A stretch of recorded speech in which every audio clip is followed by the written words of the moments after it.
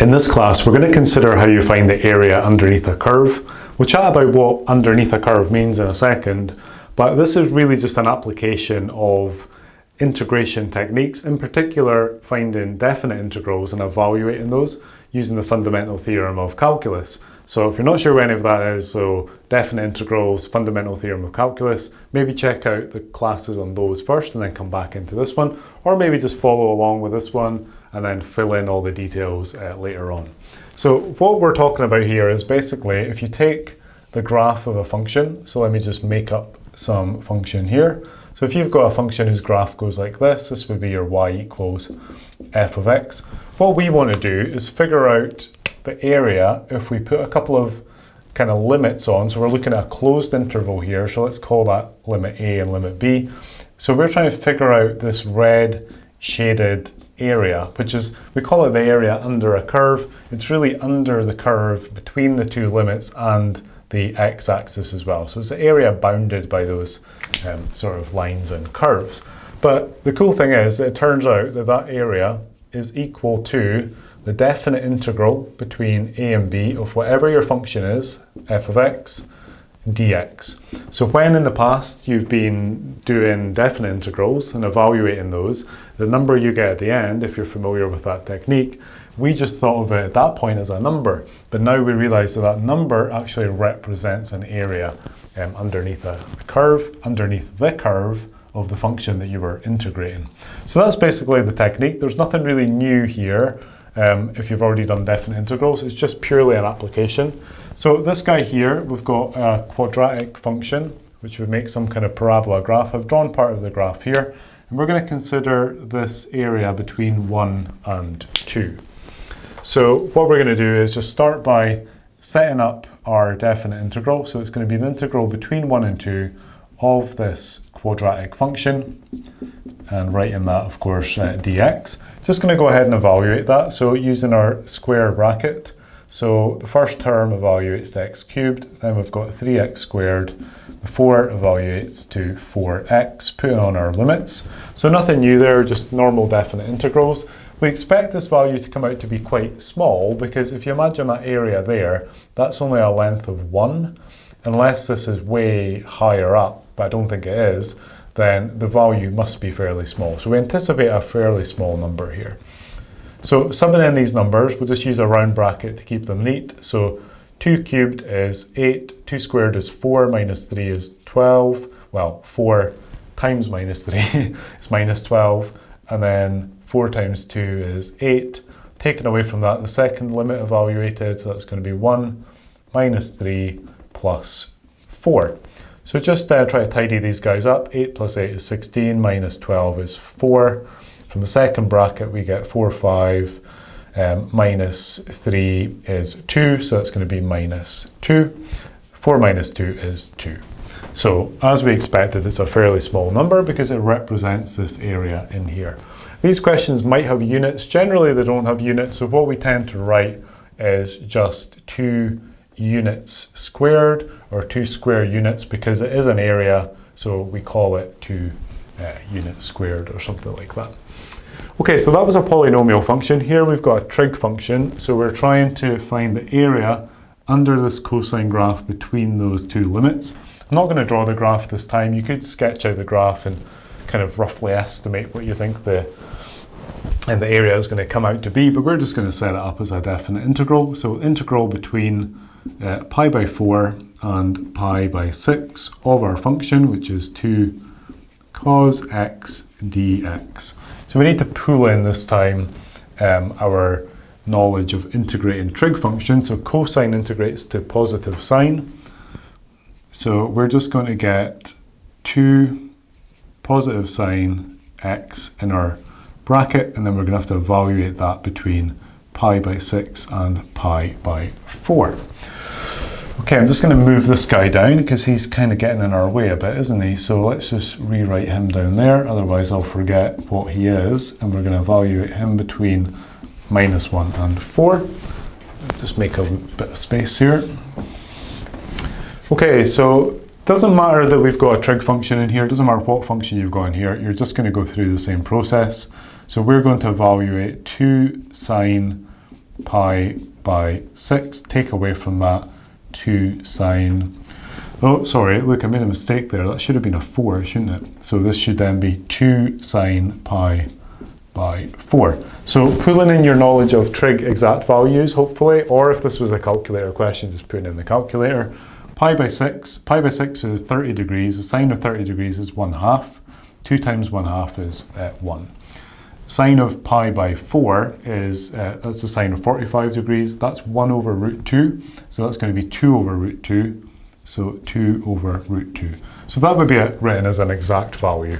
If you had to evaluate that using a calculator, just put it in the calculator and you'll get a decimal value. It's quite a small number that, but that could be the case because remember, the cosine graph only goes up to 1 and down to -1, while 2 times the cosine graph would go up to 2 and down to -2, but it's still relatively small numbers, so you would expect that between these, which is quite a small range as well, to be quite a small number.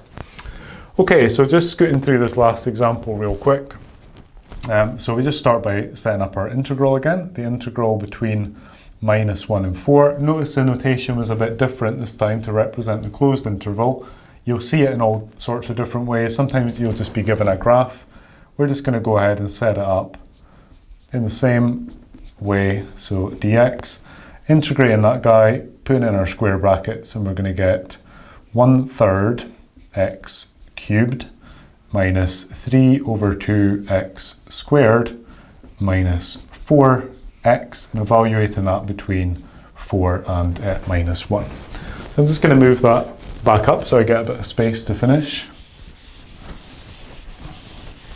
Slightly more awkward, this one, I think, to evaluate, but this is quite often the case with these, and it's partly because when you're integrating, you're always increasing the power and then dividing by the new power as part of the power rule. That means that because you're dividing, you're introducing a lot of fractions, so it's not uncommon to get a big mess of fractions in these questions. So let's take a look at this. So 4 to the power of 3, 4 cubed is 64, so that term is going to become, just pull this up here, that term is going to become 64 over 3. So not uncommon to see stuff like that in these questions. And then we've got 4 squared is 16, 16 divided by 2 is 8, 8 times 3 is 24. So that's going to be minus 24, and then 4 times 4 is 16, so minus 16. That's our first bracket. Taking a look at the second one, so minus 1 cubed is, minus 1 cubed is minus 1, times 1/3 is minus 1/3. Minus 1 squared is 1, so that's going to be minus 3 over 2. And then finally, minus 1 times minus 4 is plus 4. So we need to kind of tidy this up a little. It might be a calculator question. You might be able to just fire that all into the calculator.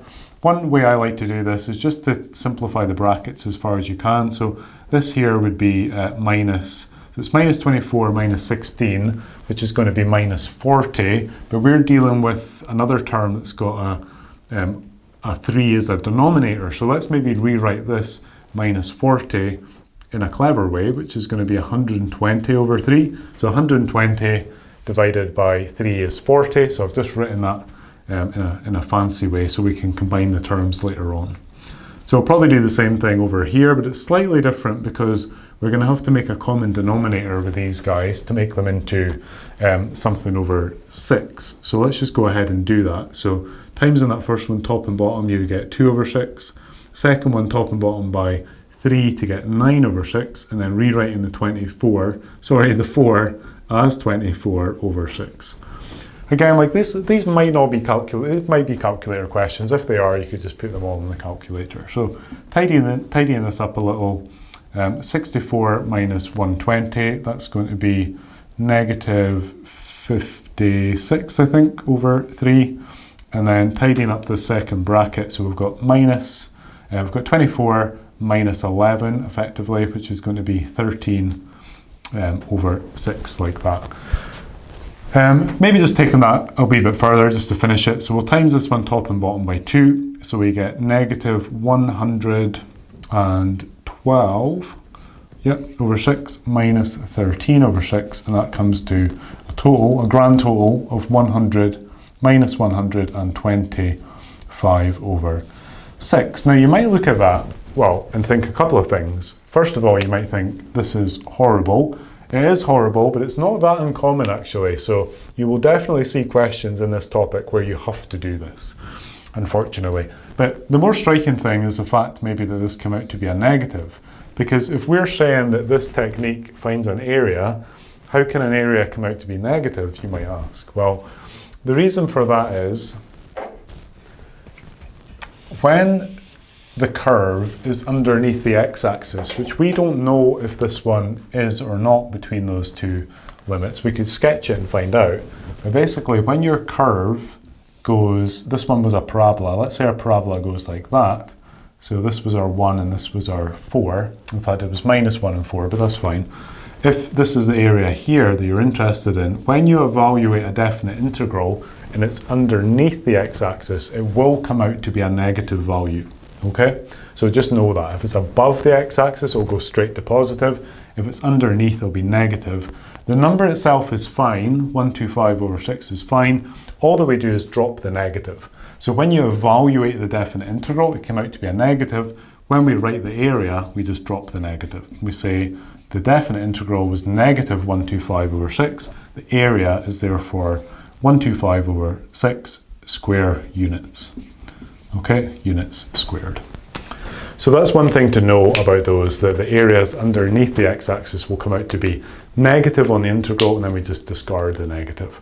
So again, quite a lot going on in this technique, especially if it gets very numerical like that. They don't always do that, but it's not that uncommon to have to deal with some messy fractions. The overall technique though is fairly easy. If you've already done definite integrals, it's just purely an application of definite integrals and maybe taking in a little bit of geometry as well. Really common question type, this one, in integral calculus, so I would recommend spending some time working a few practice questions in this topic.